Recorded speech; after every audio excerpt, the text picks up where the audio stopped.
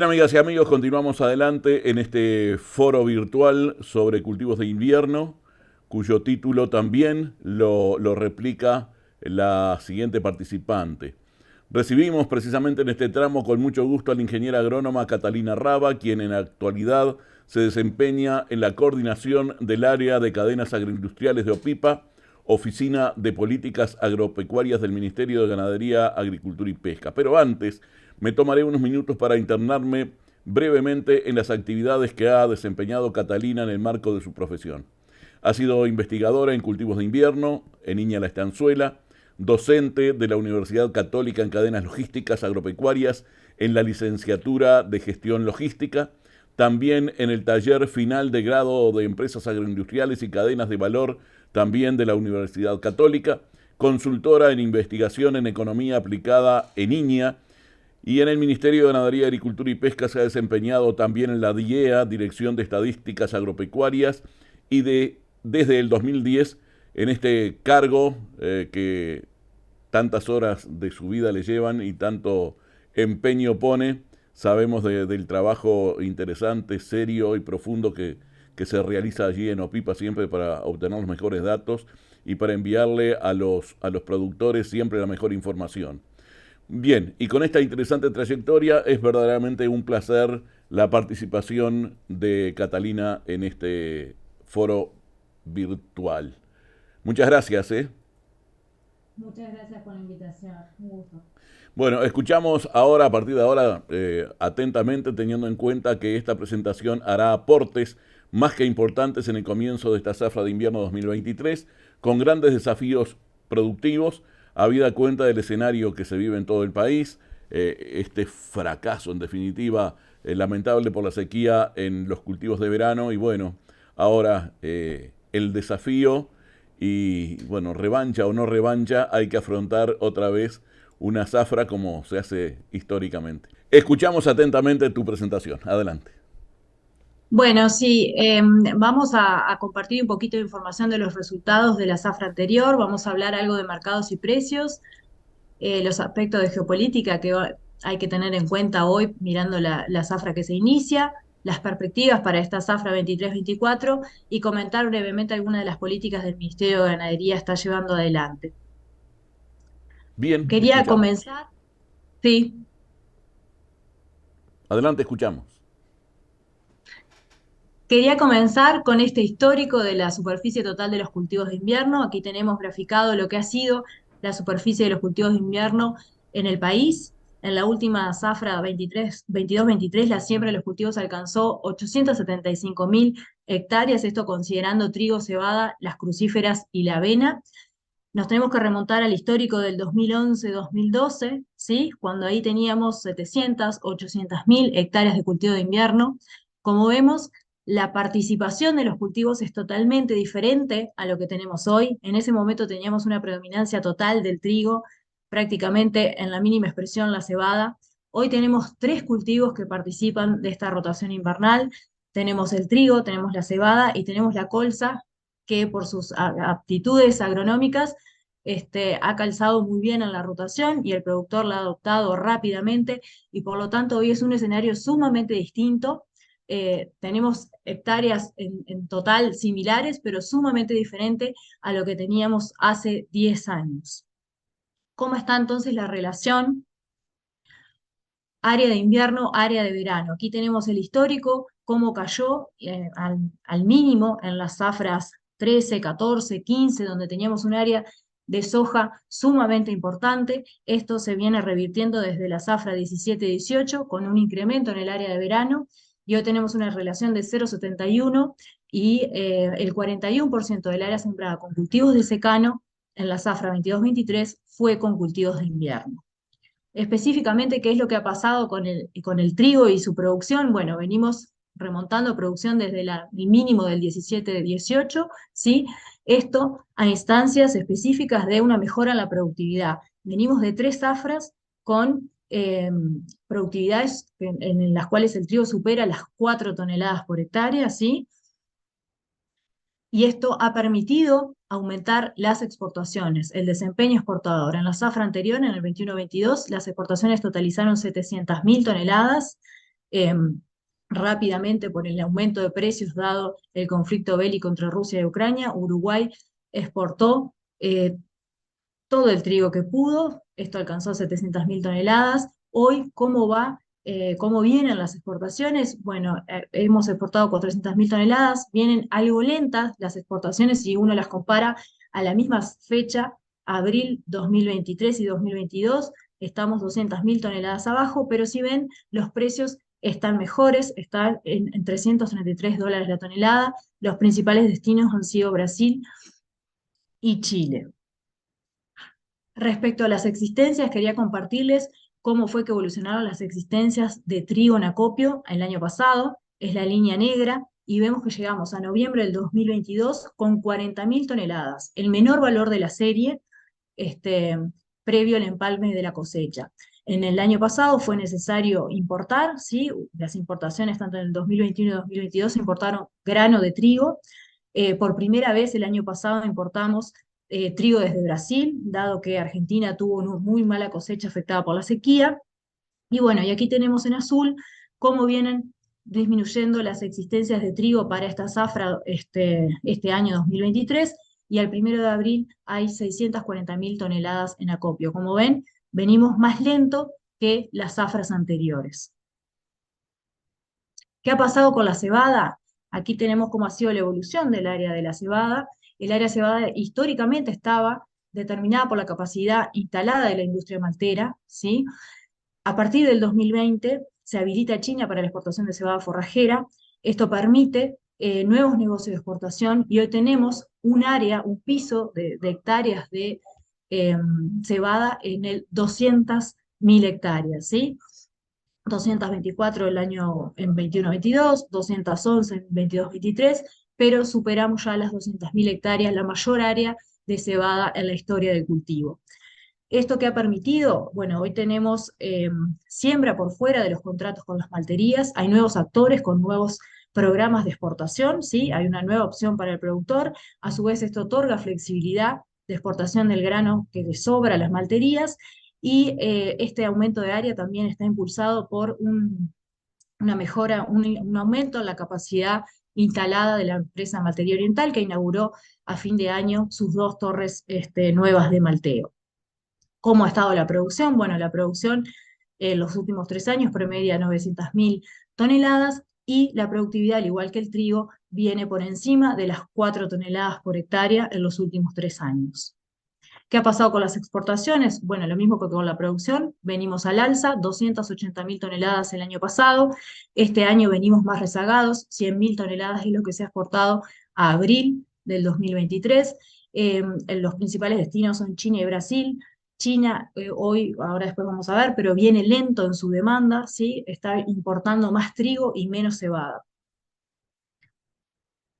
Las exportaciones de Malta han evolucionado de acuerdo a la capacidad instalada del país, ¿sí? De entre 2018 y 2014 exportábamos 300.000 toneladas, luego la capacidad instalada se incrementó en 2016 y por lo tanto pasamos a exportar cerca de 400.000 toneladas, y hoy estamos un escalón más arriba exportando un mayor volumen. La principal destino de exportación de la malta es Brasil. ¿Qué ha pasado con la colza? Bueno, la producción en la zafra anterior llegó casi a las 600.000 toneladas, y esto es producto exclusivo de una duplicación de área, ¿sí? Como cuando vemos la productividad no logra despegar y se mantiene entre 1.600 y 1.800 kilos por hectárea.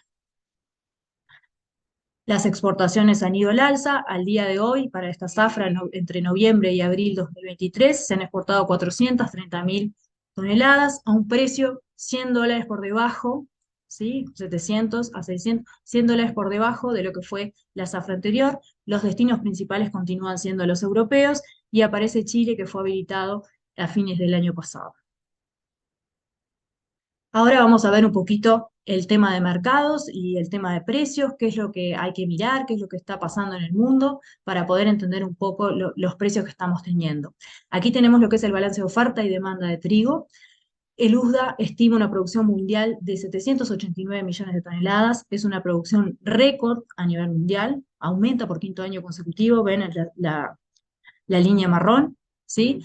Hay un consumo estable, aumenta el comercio, y las existencias finales se prevé que caigan hacia fines de la zafra 2022-23, caen por cuarto año consecutivo, son las barritas que tenemos aquí abajo, y entonces tenemos una relación existencia-consumo que se reduce. Por lo tanto, sería un balance ajustado con reducción de existencias finales.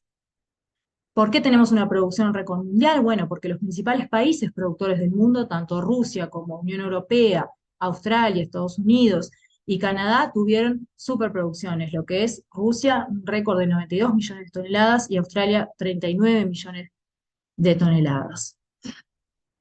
Todo lo contrario ocurrió en Argentina, ¿sí? Argentina tuvo una reducción fuerte de su producción, que apenas alcanzó los 12 millones de toneladas, muy distinto a lo que había tenido en la zafra anterior, fue afectado fuertemente por una seca que redujo su producción. Esto que implica que Argentina queda fuera este año del mercado exportador de trigo, porque su saldo exportable es de apenas 5 o 6 millones de toneladas. Recordemos que Argentina tiene muchas medidas de política que afectan el comercio de los granos, en particular el trigo, tiene retenciones de 12%, un cupo de exportación de 10 millones de toneladas, el cual no va a lograr cumplir porque no tiene producción suficiente, un fondo estabilizador del trigo a 5 años que intenta desacoplar los precios internacionales y los precios locales, y un tipo de cambio especial. Habrá que ver ahora qué pasa con el trigo 23-24 en Argentina, donde el 50-60% del área potencial a sembrar de trigo tiene hoy carencia de agua y, bueno, los productores tienen muchas dificultades financieras. Lo opuesto ocurrió en Brasil. Brasil tuvo una producción récord de 10 millones de toneladas y reduce al mínimo la necesidad de importación de trigo. Entonces tenemos países como Rusia, Australia y Canadá que tienen saldos exportables abultados de trigo, por lo tanto hay trigo disponible en el mundo, ¿sí? Tenemos a Australia con 30 millones de toneladas, un récord de exportación, lo mismo pasa con Rusia. ¿Qué pasa por el lado de las importaciones? Bueno, China aumentaría sus importaciones a 12 millones de toneladas, el nivel más alto en el país desde el 95-96, y sus principales proveedores son Australia y Canadá. Por el lado de la Unión Europea también se prevé que aumente sus importaciones de trigo a 10 millones de toneladas, y Ucrania es su principal proveedor, como vemos en el gráfico acá abajo. ¿Qué pasa con el balance oferta y demanda de la cebada? Tenemos una situación bien distinta a lo que teníamos en el 21-22. Hoy el escenario 22-23 es de tranquilidad, por así decirlo. Hay una producción mundial al alza de 154 millones de toneladas, un consumo estable, un comercio que se reduce porque hay una menor demanda de China de cebada y las existencias finales se recuperan. ¿Qué ha pasado con los precios? Aquí tenemos lo que es el índice de granos, el índice de precios del IGC para trigo y para cebada, y tenemos las últimas 4 años. Eh, Como ven, la zafra 23 en ambos granos está por debajo de lo que fue el récord de precios que hubo cuando se estalló la guerra entre Rusia y Ucrania, y si bien este precio se encuentra hoy un 30% por debajo de los precios anteriores, estamos aún por encima de los precios de los años 2020 y 2021.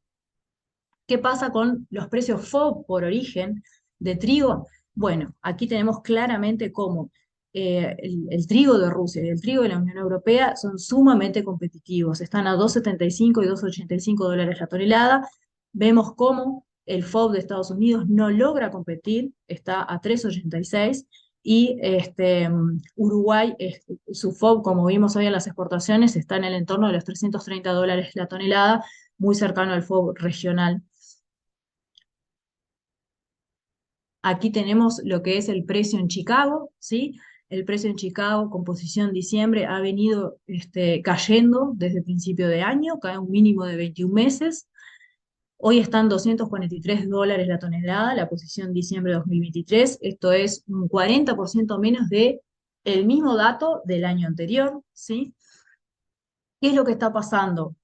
El mercado no está leyendo o continúa imperturbado, como dice ahí, por el riesgo de la discontinuidad del corredor de granos del Mar Negro, y en lo que se centra es en los mayores suministros que hay disponibles de Rusia y en las pequeñas mejoras que está teniendo el clima en Estados Unidos para el trigo de invierno y la siembra de trigo de primavera. O sea que no está teniendo en cuenta, no están pesando tanto los fundamentos en el sentido de las pocas existencias, sino que está pesando más los grandes suministros de trigo que tiene que colocar Rusia en el mundo. ¿Qué ha pasado con el balance de oferta y demanda de la colza? Bueno, miren aquí, esta es la línea azul oscura, cómo ha venido creciendo la producción y en este último año 22-23 pega un salto enorme, la producción mundial aumenta 17%, un récord de 87 millones de toneladas, hay récord de producción en Canadá y en Australia, si bien el consumo y el comercio aumenta, de todas maneras no logra compensar y las existencias finales se incrementan, ¿sí? La relación existencias-consumo final también son al alza, por lo tanto, estos son fundamentos bajistas para la colza en el mundo. ¿Qué ha pasado entonces con el precio de la colza, precio futuro en Euronext? La posición febrero 2024 se ubica en $514 la tonelada. Esto es bien distinto a lo que teníamos un año atrás en este mismo momento, ¿sí? Desaparecen los precios extraordinarios de la zafra anterior, donde la colza estaba a más de $700 la tonelada. Hoy tenemos precios mucho más bajos porque tenemos sobreoferta de colza en el mundo, tenemos una acumulación de existencias de colza en la Unión Europea. La Unión Europea ya importó colza de Ucrania, importó colza de Australia y tiene una lenta demanda industrial, mismo interna dentro de Europa, para la producción de aceite. Respecto a los aspectos de geopolítica, ya fuimos mencionando algunos como el conflicto de Rusia-Ucrania y qué es lo que va a pasar. Aquí tenemos la historia de todo lo que ha sido, cuándo se firma el acuerdo en agosto del año pasado, las distintas renovaciones. Se renueva este acuerdo para posibilitar la exportación segura de granos desde Ucrania por el Mar Negro el 18 de marzo, solo por 60 días. Ahora esto cae el 18 de mayo, ¿sí? Hay que ver si esto se va a renovar o no. Rusia solicita la quita de las sanciones de Occidente, quiere volver a reinsertarse al sistema SWIFT de cobros bancarios, bancarizados para sus exportaciones, y no quiere volver a renovar este acuerdo. ¿Qué es lo otro que está pasando en Europa y con relación a Ucrania? Bueno, que recientemente Polonia, Hungría y Eslovaquia anunciaron que prohíben las importaciones o las exportaciones del grano ucraniano, producto libre de aranceles tras el inicio de la guerra. Europa había tomado la decisión, como se ve aquí en el gráfico, a partir de junio de 2022, de que las importaciones desde Ucrania estuvieran libres de aranceles, ¿sí? Desde junio de 2022, y aquí vemos cómo ha evolucionado la importación de los distintos granos, maíz, trigo y cebada. Estos países dicen que esta llegada masiva de producto ha distorsionado los mercados locales, bajando los precios a los productores locales. Por su parte, la Comisión Europea dice que esto no es aceptable, que las decisiones unilaterales no tienen razón de ser y que la política comercial es competencia exclusiva de la Unión Europea. ¿Por qué el precio no reacciona a esto? ¿Por qué el precio del trigo, por ejemplo, no reacciona a estas acciones, digamos, de estos países? Bueno, porque Ucrania ya ha exportado un 70, un 80% de su producción 2022-23. Si esto se perpetúa en el tiempo, podría llegar a afectar la nueva zafra 23-24, pero por ahora Ucrania ya colocó su mayor parte de su producción, continúa enviando grano a través del Danubio, con Rumania y bueno, y con problemas a través del Mar Negro. El otro aspecto que hay que ver a nivel de geopolítica son las conversaciones que se están dando entre China y Australia. Como ustedes recordarán, en el 2020 China puso un arancel de 80% de la cebada australiana en concepto de medida antidumping. Hace meses se está conversando ya y tanto el mercado australiano como el mercado internacional están expectantes del resultado de estas negociaciones para ver qué es lo que pasa y cómo impactaría esto en el comercio mundial de cebada. En su momento, cuando esto ocurrió en el 2020, China salió a buscar nuevos proveedores, dentro de los cuales calza Uruguay con la habilitación de la exportación de cebada forrajera a China en el 2020, y Australia sale a buscar nuevos destinos para su cebada. Actualmente China viene lento en sus compras de cebada, pero está comprando cebada de la siguiente zafra, con entrega en septiembre-octubre, con origen Francia o Canadá. Con todo esto, bueno, ¿cuáles son entonces? Ya vimos lo que ha pasado a nivel local, lo que ha pasado en el mundo, y qué es lo que hay que ver. Bueno, ¿cuáles son las perspectivas para esta zafra 23-24 que tenemos entonces? ¿Y cuáles son las variables que hay que monitorear que pueden llegar a tener algún impacto sobre todo los precios a nivel internacional? Tenemos los fundamentos de mercado, como vimos, el balance de oferta y demanda holgado para colza, ¿sí? Hay colza disponible en el mundo y por lo tanto esto presiona a la baja una superproducción. Este, por el contrario, el balance de oferta y demanda es ajustado para el trigo, ¿sí? Esto sería un fundamento alcista que hoy el mercado no está recogiendo. Eh, Como dijimos, hay trigo en Rusia, hay trigo en la Unión Europea. Los productores de la Unión Europea no quieren vender su trigo a precios bajos y por lo tanto lo están estoqueando y la Unión Europea tiene existencias altas de trigo, pero no se está leyendo de que hacia fin, cuando termine la zafra 22-23, las existencias van a caer y la nueva cosecha 23-24 lo más probable que sea una reducción de producción respecto a la 22-23, dado que Rusia lo más probable que no tenga esa mega producción que tuvo en esta zafra anterior. Australia va a estar afectado por un año niño, al igual que en el hemisferio sur, entonces tampoco repetiría su mega producción abultada. Así que bueno, habrá que ver si en algún momento este, los fundamentos pasan a tener un mayor peso en el precio del trigo. El más inmediato, las variables que hay que monitorear son cómo evoluciona la seca en Estados Unidos, qué es lo que pasa con la demanda internacional y estos países de Europa este, que prohíben las importaciones de granos desde Ucrania, si esto se perpetúa en el tiempo o no, qué pasa con la renovación del acuerdo, qué pasa con la Fed y la tasa de interés. Si bien en las últimas semanas la inflación se ha moderado en Estados Unidos, la Fed continúa aumentando la tasa de interés y tiene una previsión hacia fin de año de seguir aumentando la tasa de interés, o sea que habrá que ver qué es lo que pasa. Esto es una presión bajista para los commodities. Y bueno, ¿qué pasa con nuestro vecino Argentina si logra recomponerse y si logra sembrar trigo para esta nueva zafra? ¿Qué podemos esperar entonces para Uruguay? ¿Qué siembra de cultivo podríamos tener? Tenemos un escenario de menores precios de granos, de menores precios de insumos, principalmente agroquímicos y fertilizantes, relaciones insumo-producto totalmente distintas a las que teníamos el año anterior. Hoy es más atractivo para los cereales que para los oleaginosos, ¿sí? Que para las crucíferas. Em, Hay que ver cómo queda el productor, cómo sale de esta zafra de verano, ¿sí? De esta catastrófica zafra donde recién se está comenzando la cosecha, hay mucha área que no se cosechó, que no se va a cosechar, hay mucha área que se va a cosechar, que se está cosechando y que tiene problemas de calidad. Hay que ver cómo está el endeudamiento de estos productores. A febrero de 2023, los productores de granos oleaginosos el endeudamiento bancario ascendía a 104 millones de dólares, en el caso de los productores de trigo 17 millones, en el caso de los productores de cebada 9 millones.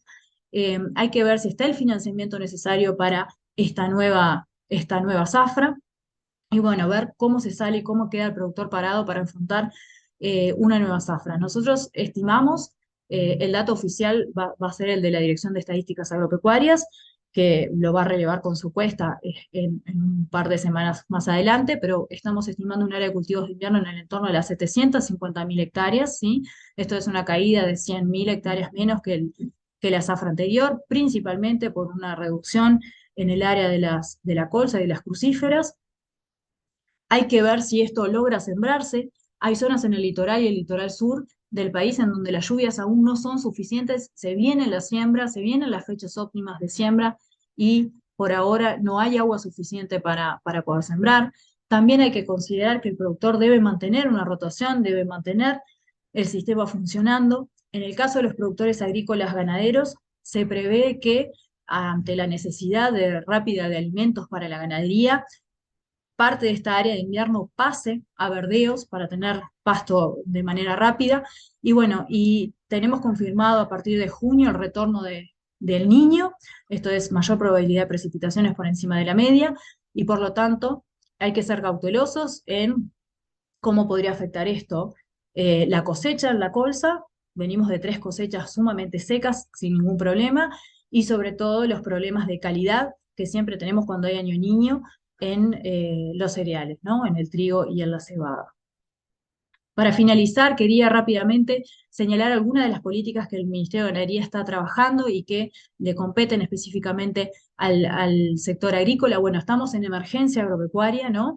Tenemos 3 declaraciones al hilo y es la primera vez que se incluye a la agricultura. Los productores agrícolas hoy pueden acceder a muchas de las medidas que hoy están disponibles mientras dure esta emergencia agropecuaria. Hay préstamos con el FAE, con Repúblicas Microfinanzas, con tasas subsidiadas, en Andes, hay acceso al Sistema Nacional de Garantías, con comisiones bonificadas de largo plazo, hay convenios del Ministerio con las intendencias para la mejora en los temas de tajamares y pozos, hay prórrogas de vencimientos. Bueno, son muchas las políticas a las cuales se está trabajando y que esta vez los productores agrícolas están incluidos dentro de la emergencia y tienen acceso a todas estas medidas. Esto es una coyuntura. Ya más en el largo plazo, el Ministerio continúa trabajando junto con la institucionalidad agropecuaria en promover una agricultura intensiva sostenible, donde las buenas prácticas son el pilar para la inocuidad y el cuidado del ambiente.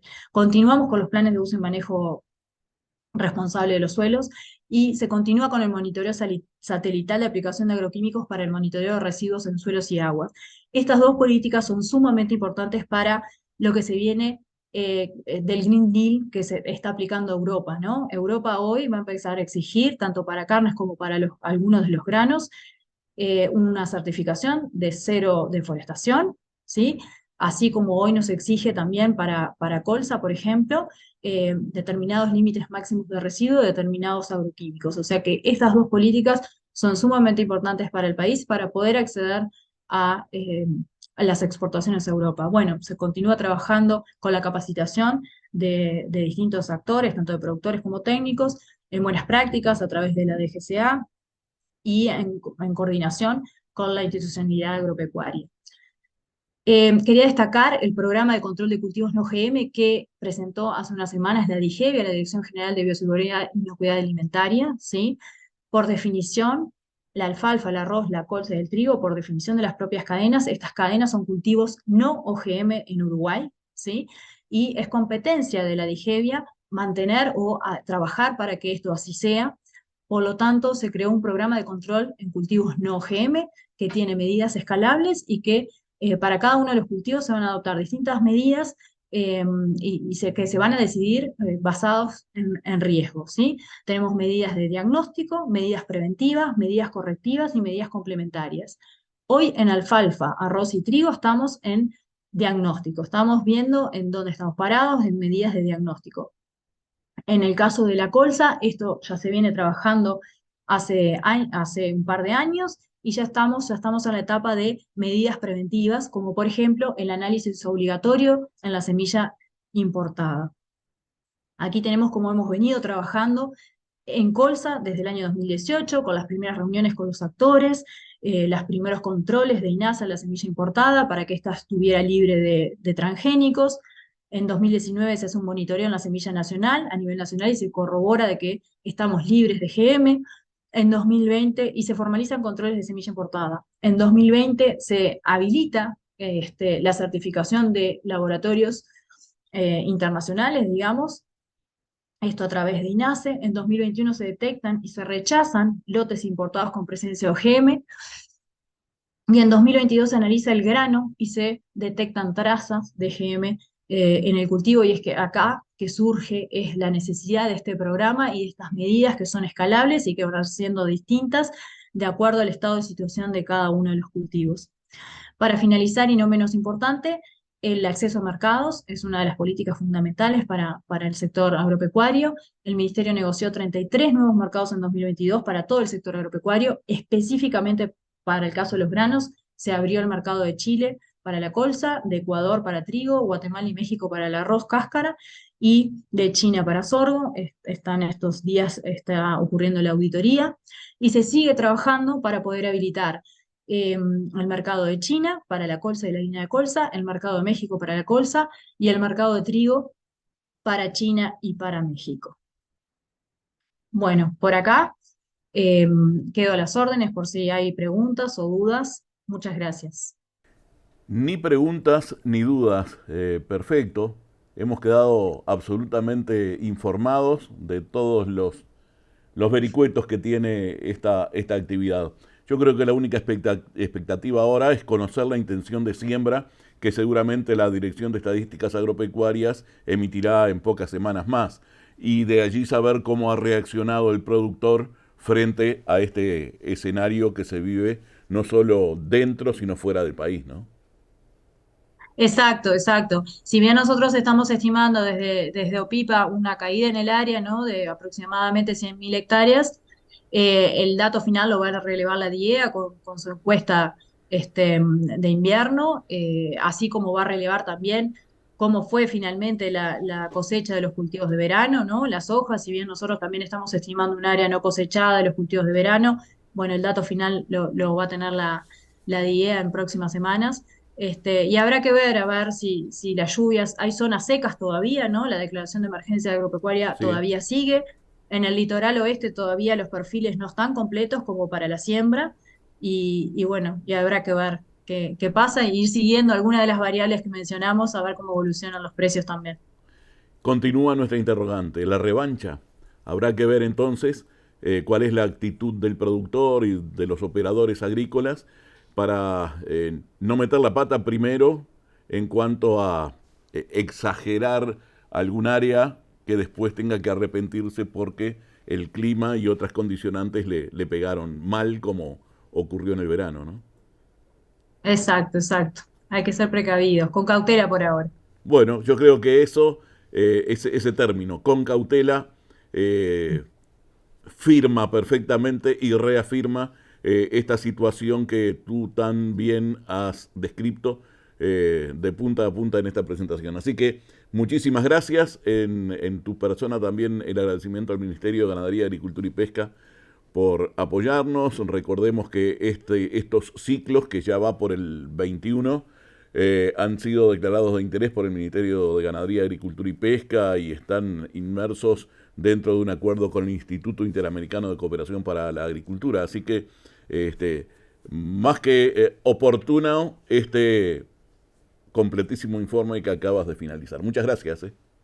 No, muchas gracias a ustedes por la invitación.